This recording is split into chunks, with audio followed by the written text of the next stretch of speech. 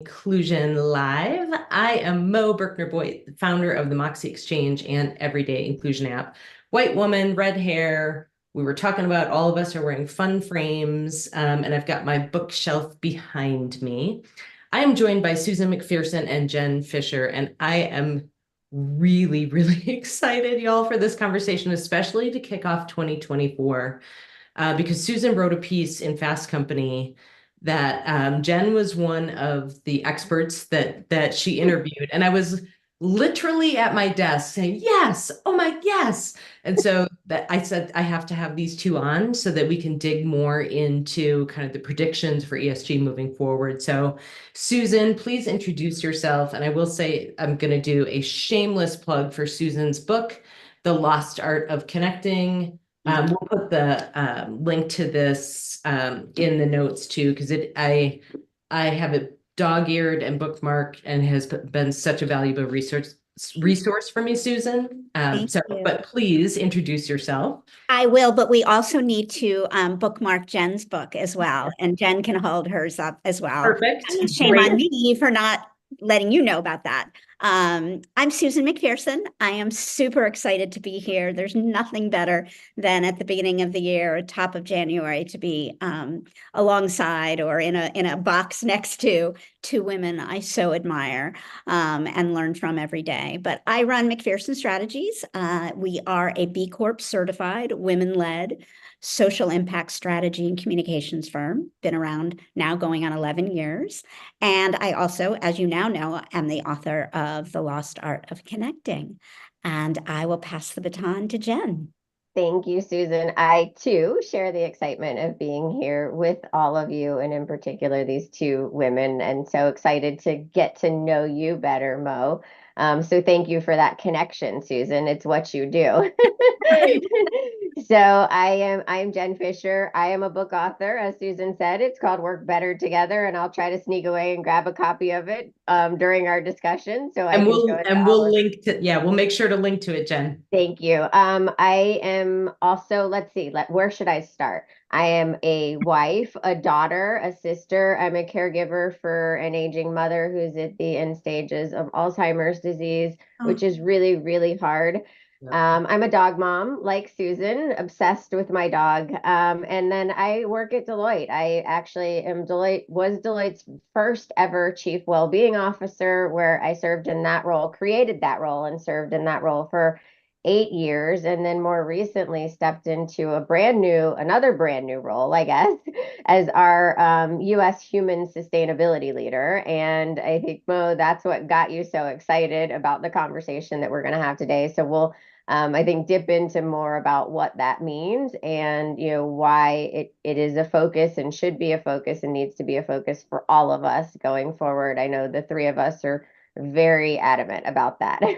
That's it, right? Like this Yeah. whole idea of human-centered enterprises. Yeah. And that really, Susan, was so if you would give us a high level, we'll also link y'all to the Fast Company article. So give us a high level of your predictions, the things moving forward, particularly as it relates to the human side of ESG. Well, I'll back up just a little bit to give kind of a lay of the land. For the last 8 or 9 years, every year I've been writing this kind of look ahead and tapping into people that I know, people that I respect in the industry. And I think, the what has been interesting is to see how much that article has changed over the years, and the industry itself. And, we went from calling it, corporate responsibility, CSR, sustainability. Then we morphed into ESG, and ESG kind of carried over DE and I. And I like to add B to that, DE and I, and belonging. And, I think what we have seen now is everything is so uber connected. But what was left out all these years was that portion of S, which is the human side of things. And this is the first year of writing this piece, year after year after year, that really bubbled up to the top. So having Jen here to talk about her commitment with well-being and human-centered workplace is so ideal and perfect, Mo. You were brilliant to think to bring her along. Well, and I will just, what's interesting, I'm going to come at it from the DEIBA side. Yeah. ESG was not a part of the conversation, right? So it is the collision this year that the ESG community, I would say it really felt like started to get engaged in this conversation about mid-year last year, Yeah. right? Where DEI and ESG were really starting to think about how to collaborate because the work was the same. Yeah. So, but I, you know, and I don't mean to interrupt. I just want to kind of finish and pass it over to this notion, you know, nothing connects us more than climate, right? If you think about it, and the pandemic, right? These two kind of existential threats affected everyone, regardless of your, you know, status in society, regardless of your profession, regardless of where you live on the planet. We obviously know many parts of the world are affected more so right now, but that's soon going to be changing. We're all affected. So that, and on top of that, you add, there's going to be something like 40 elections around the world this year. So the reason I bring up these various happenings is that is going to affect our people. And companies and business are made up of people. So if we're not thinking about how this is affecting our people, we are missing, you know, everything we need to know. So I'll leave it at that. well, and I think that's interesting. This is why Susan's going to be my agent and my PR person going forward from today on out. Well, and I think what's interesting, right? That was the bridge, right, Jen, with you saying that we can't solve these issues unless people are thriving. Yeah.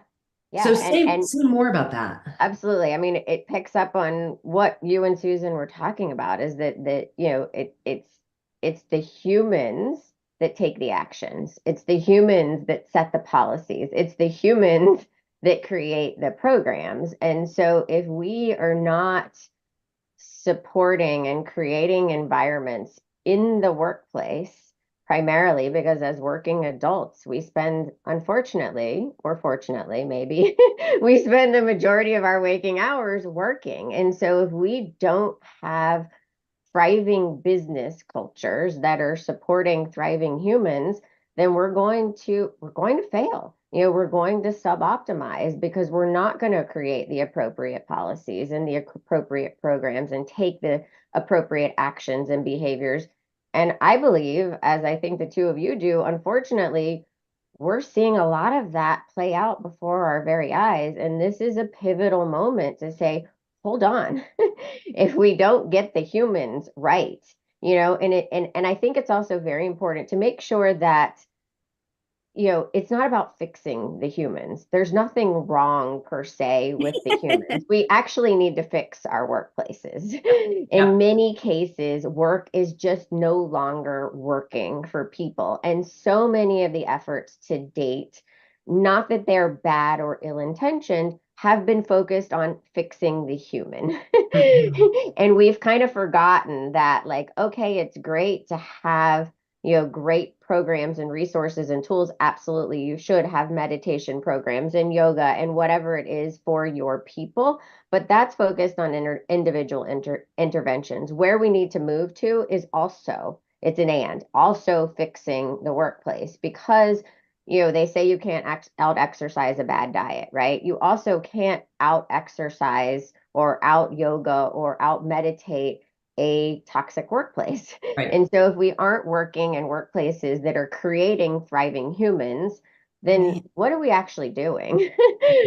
You know, and so, I mean, I think that that's just so, I mean, it's foundational to the success of the sustainability of our planet, the sustainability of our lives and our relationships and everything that matters to us. And the workplace plays such a critical role in that. And so that's really the crux of what human sustainability is. You know, people want a definition. And so kind of the official Deloitte definition of human sustainability is really centered on the organization. And and this ties into what you both were saying, the degree to which an organization creates value for people as human beings, leaving them with greater health and well-being, stronger skills, greater employability, good jobs, opportunities for advancement, progress towards equity, increased belonging, and heightened connection to purpose. So Yeah. it's a big, like it's a big interconnected mountain to climb, but we're on our way.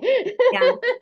But I would point out that the companies that get it are understanding all of what Jen just shared, but also in this notion that it's really hard today, right? We're dealing with these existential threats that in many cases we never did. And, I can't point to exact causes, because we've all played a role in it. This isn't just them and us, right? I mean, we've built society, right? And obviously some people have had a greater degree of who's controlled that. Regardless, though, when you have people coming to, or, virtually coming to the work or coming to work physically, they are dealing with things like parents who are, we're dealing with a healthcare crisis. We're dealing with the climate crisis. We're dealing with AI, where everyone, who doesn't understand it, or even those who do, we're not sure what it's going to mean for our jobs, for our future, for our security. So all of what just Jen shared, but then you add this kind of again, this uncertainty of what all of this means. So, I'm going to be crazy and go so far as those who lead with compassion and empathy play a huge role in that S of ESG. Well, and I think sort of pulling threads from both of you, this idea. So Susan, you were talking about, right, climate change impacting all of us. And we know in particular, it impacts folks from marginalized groups the most. Right, of course. Right. And when we're talking about really getting to root cause, you can have all the wellness programs you want, but if you're not getting to the root cause of how workplaces are designed, and how do we design workplaces so every single person can thrive, so that they can bring their best and brightest thinking collectively to solve these issues. And I would say there's no, right, Susan, to your point of the existential crisis, on top of crisis, on top of crisis, on top of crisis, it could be very easy to kind of curl up in a ball and say, it's too late. We can't fix this. And that is actually kind of a normal human reaction to something that feels so big and so unsolvable, is for people to turn away or say, there's nothing that I can do. What this individual action that I might take is never going to solve this big poly crisis that we're in. And that's absolutely wrong. Like, if we don't all take individual action in whatever way that we can, we won't solve it. And so we can't push it off to leaders and governments and politicians. And we all have a role to play. And I think that that's so, so important. And it can be the smallest thing if you just do it repeatedly, but just pick one thing and do it, because if not, then we won't achieve these goals. But we all really do have a role to play. And I think that's so important. We talk about that in organizational culture all the time, right? Because Susan, it's kind of like what you were talking about. It's,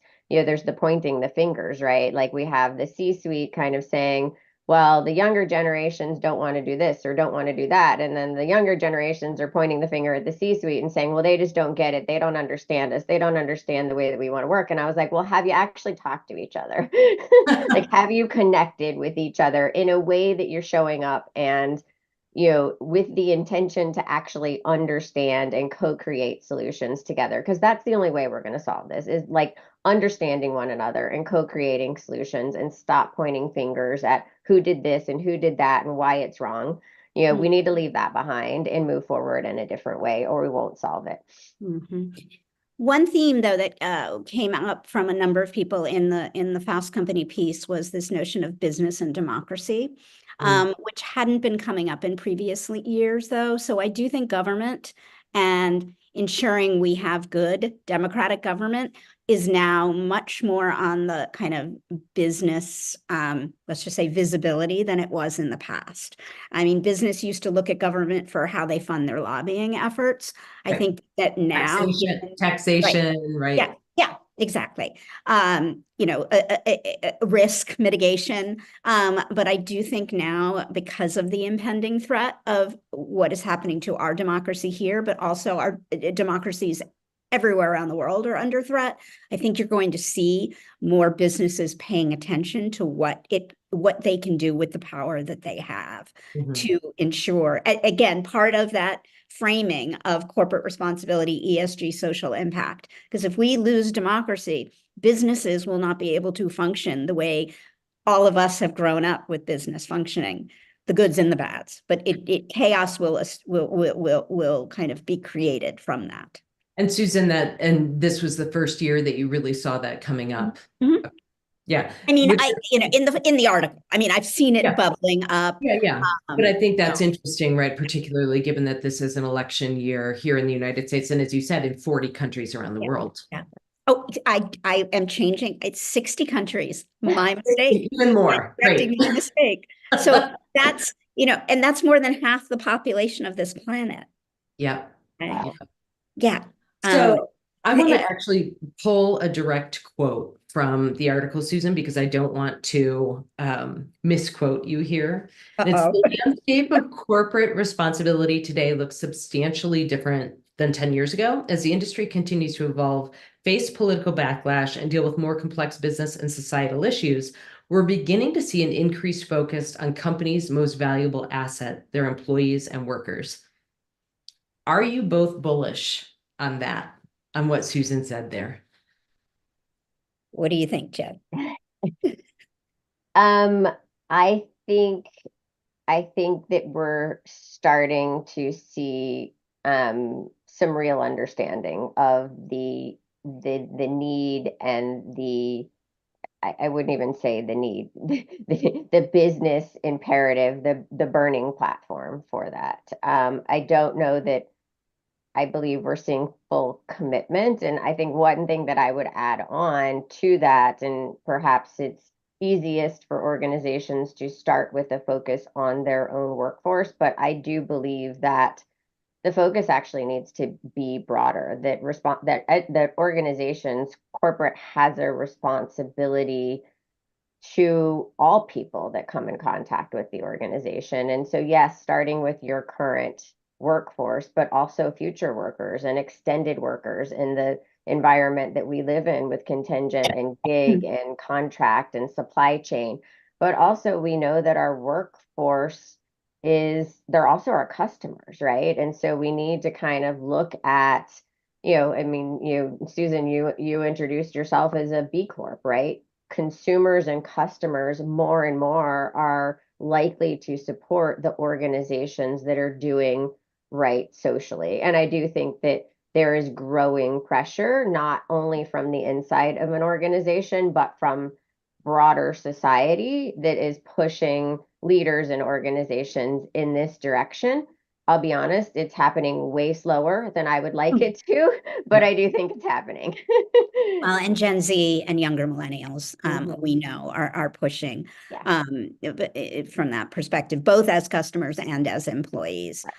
So we are certainly seeing that. Well, and I think it's interesting if you look at the demographic trends. I'll just focus here in the U.S. The ship has sailed, right? In terms of we have the largest population in the workforce right now, millennials and Gen Z. They're the most diverse. They are demanding action. That's actually the piece that for me makes me bullish on it, right? There's no choice. And what we're starting to see from our perspective is a real bifurcation of companies that are divesting and those that are investing. And I think that is going to be really interesting to see even 3 years from now, the impact that that's having on those businesses, because it's going to be profound. I do think one of the biggest challenges that's coming through in our research, and not dissimilar from the journey that the rest of ESG has gone on, is that there aren't reliable metrics for business leaders to really understand and measure the social component of ESG, and to measure, the things that matter to the workforce, right? In a reliable, standardized way. And so I do think that the S in particular has work to do to catch up to the rest of E, yeah, ESG. with I think all environment. of ESG has work to do, but the S in particular has been lagging for quite some time, probably since the very beginning. It's been the area that's gotten the least amount of focus. And so I think we need to get we need to focus on, what are those reliable metrics that business leaders can look at to have a clear understanding to how to achieve it. Because I think when we have conversations with our clients and other leaders, is that it's just still very unclear. They don't know how to measure it. They don't know how to look at it. They don't know how to achieve it. And so I think there's a lot of work to be done there. Well, and the government's finally catching up, at least in the US. I mean, the EU is well ahead in terms of measuring, certainly on the environmental sustainability side, but they are stepping up. I mean, traditionally, the S has always been measured around philanthropic. Right.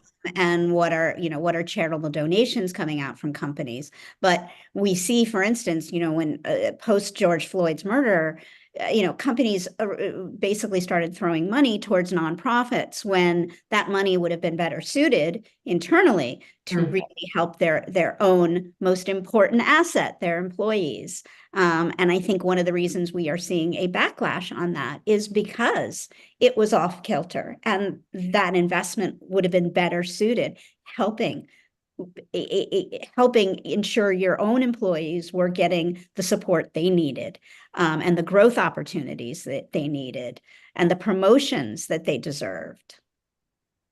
Let's lean into that for a second, because I think we're going to be releasing our Metatrends report in a couple of weeks. And we're seeing what that data says, that it's user data. It's not research. It is how people are actually engaging in the wild in DEIB. And there is a serious disconnect between the political noise that we're hearing and how employees are behaving. And I'm curious, you were, Susan, you were starting to bring up the backlash. And I'm curious what would your advice be, approach for leaders as they're navigating through? And again, we're seeing companies that are divesting, we're seeing companies investing, either to help those that are divesting because they're listening to the noise, and not looking at the data, or I'm sorry. Go There was ahead. a survey that came out today from a law firm, and I happened to see it before for this conversation. And I think, yes, there has been a pulling away from as much funding and as much talking about it as there was 3 years ago. But the facts remain that 57% of 322, exactly, not 320, not 330, 322 US execs that were surveyed this past November said their organizations had expanded their DE&I programs over the past year, and 36% had maintained them. That was like, I love to see this, because what we keep reading is they're pulling away. The noise. Yes. And Susan, let me just bring in another data point, and then I want good. to continue. Thank you. Textio and Bloomberg actually looked and ran the numbers in terms, because everyone's saying, oh, it's happening. DEI roles were not cut as much as marketing roles, and so when I'm talking about the noise, there's a lot of noise that does not track back to the data and the reality. And there are those companies that are divesting. They're not the majority of companies, though. Well, the survey also explained, many of them over-indexed beyond, what made sense for their size and complexity.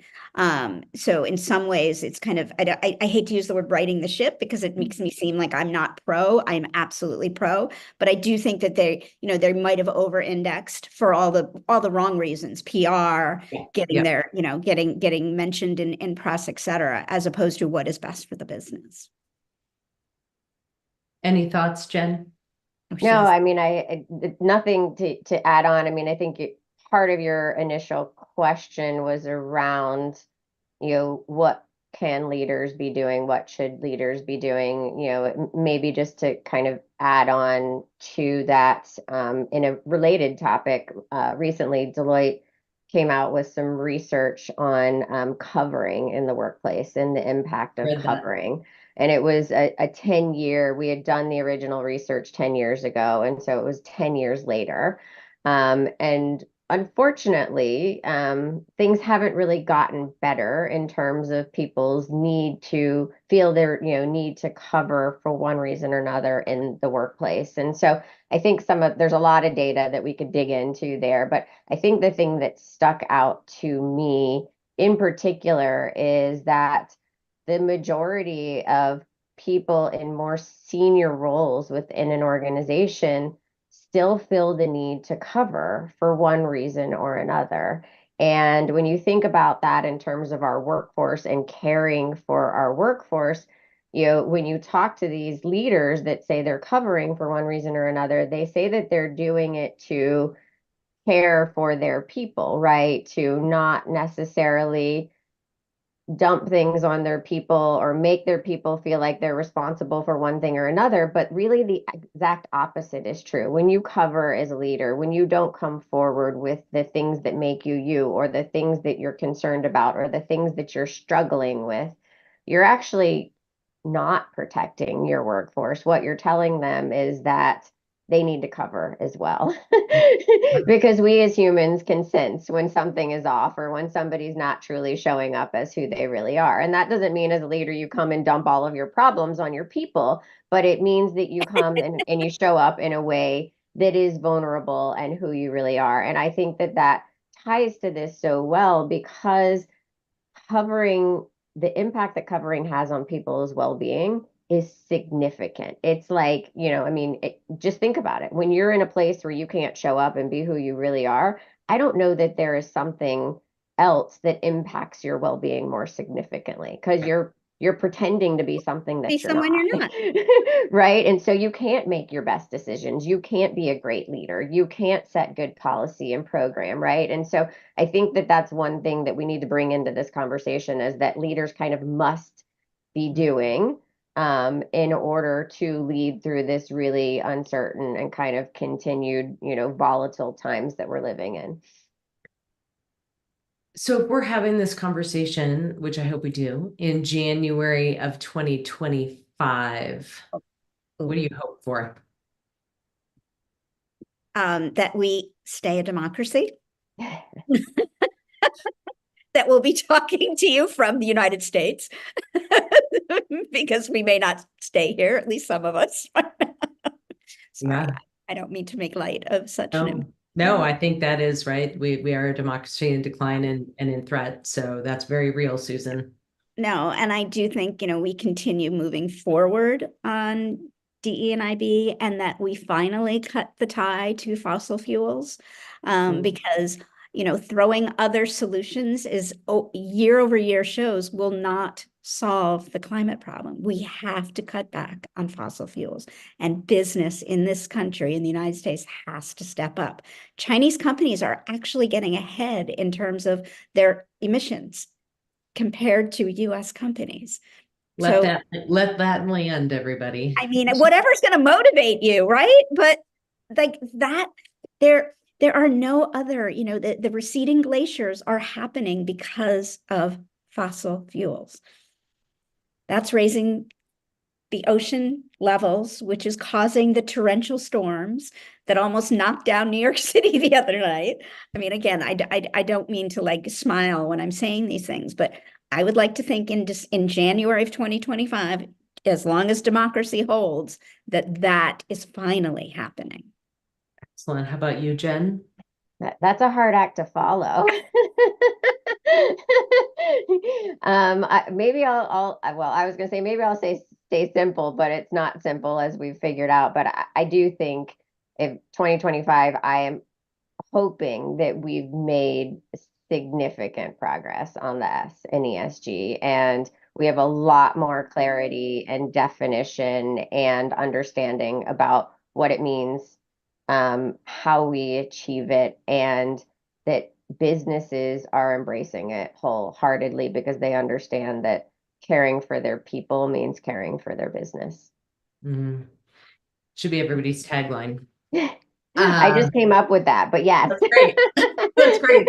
Trademark it. Leave me with one last truth bomb about the S in ESG. You both sort of almost did. So this is a slightly different question from what you hope for 2025, but what's your truth bomb? Everything is interconnected. Climate, democracy, equality, caring for people, people being cared for. I see that all like one yarn, you know, in the ball of yarn, I see it all wrapped up. And we can't deal with one thing without dealing with the other or dealing with the other, Yeah. which makes things complicated. And exciting. There you go. And gives us all employment. Jen, how about you? I think I'll reflect back on something I said previously, but I let's put our energy into fixing the systems and stop trying to fix the people. Hear, hear.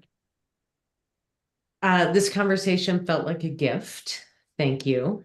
I feel like it's going to be one that I'll be watching to sustain me when, you know, there are so many highs and lows in this work. And I think knowing that the two of you in your organizations are out leading the way should give everybody hope. We will make sure that we have links to your books, to your resources. And again, just thank you from the bottom of my heart, just like the article. As I was shouting yes, I'm shouting yes again. And here is to forward progress. To all of you that are part of the Everyday Inclusion community, you know that I always ask you to get out there and just do the next right thing. If we all continue to do the next right thing, that's how we will make progress. So thank you all. Thank you all for doing the work. Thank the two of you for sharing your brilliance. And we will see you next time on Everyday Inclusion Live. Thank Thanks you. so much. Great to see you, Jen. Great Bye. to see you. Bye.